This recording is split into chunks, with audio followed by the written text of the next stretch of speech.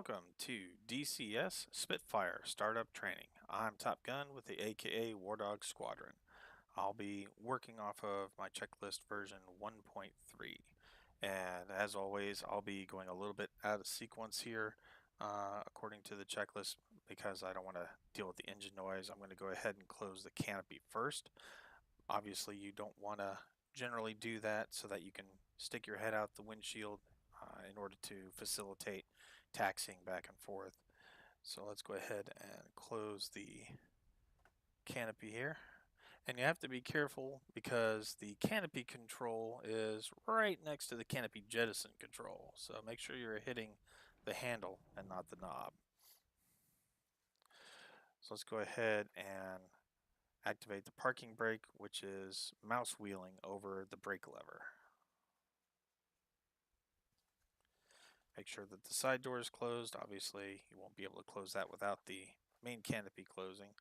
I'm not sure what purpose, if any, that side door serves in the sim. I don't think it prohibits you from ejecting out of the aircraft if need be, but the functionality is there. Let's go ahead and turn on the oxygen, which is this lever right here. And left and right dashboard lights, and they're kind of tucked away behind the stick. You have to be careful not to accidentally hit the parking brake. But those two knobs. And that's if you need it or if you desire it. Fuel cock into the up on position. And prop control full forward.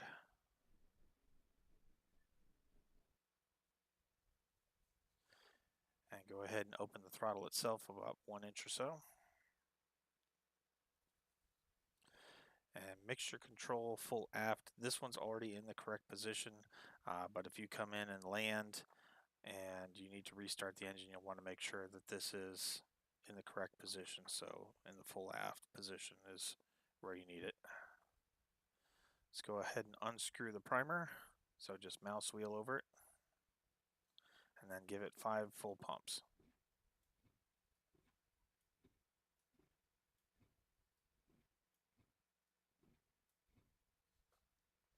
And go ahead and use the hand wobble pump, about 10.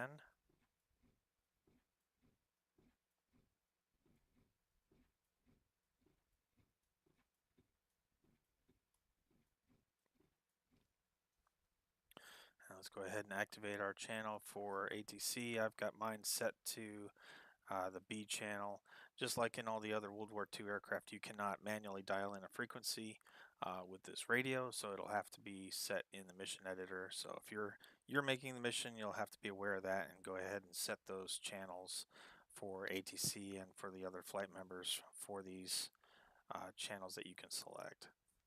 Let's go ahead and bring up the comms menu, and F5 for ATC, F1 for your airfield, F3 for startup. Kudasi, Springfield, 1-1, request startup. Springfield, 1-1, Kutaisi, cleared for startup. Alright, let's go ahead and activate both magneto switches to the up and on position. Let's turn on the fuel pump. It's kind of hidden underneath one of the trim wheels here. And open the starter and booster coil covers. And the next couple steps are going to be done in rapid sequence. What we're going to do here is we're going to be pressing and holding both of these buttons simultaneously. So this is not something that you can do in the cockpit. You're going to have to key bind it because both of these have to be pressed at the same time. And while you're doing that, the moment the engine catches, we need to go ahead and open up the mixture full forward. So we're going to have our hands full. So I have Thrustmaster MFD frames, so I just have all 3 of those set as buttons, so I can just press them all with one hand if need be.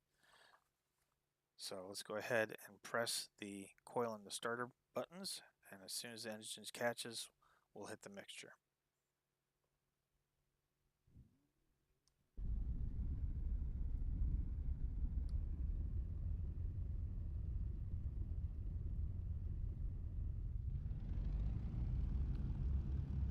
And the moment it catches, you can go ahead and reduce to idle, and then you can use the wobble pump to stabilize it so it doesn't cut out on you. Usually just 2 to 4 pumps will do it. Once you see that it's stabilized, then you can go ahead and continue.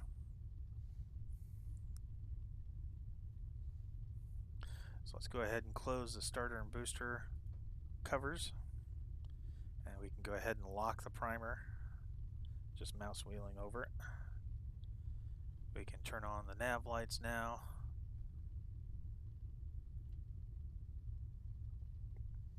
And the undercarriage indicator, really tiny black switch over here hidden under the throttle.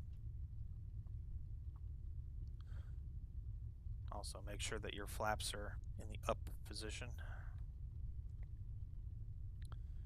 And at this point you're pretty much ready to go. I'll go ahead and go over a few other things for just prior to takeoff or after takeoff. You can do your pitot heat switch here for cold weather. And if you've got drop tanks, you can go ahead and activate them once you're in flight. With this lever here, just pull it into the full back position. And of course you'll want to turn your gun sight on, which is tucked away down here. And last but not least, your gun safety. This is one that's actually not clickable in the cockpit, so you will have to keybind this somewhere. It's this little knob right here. But you can see when the guns are ready to fire, it pops up. And let's see if it's down. But that's pretty much it. At this point, you're ready to go. As always, if you have any questions, feel free to contact me. I hope this has been helpful. Thank you.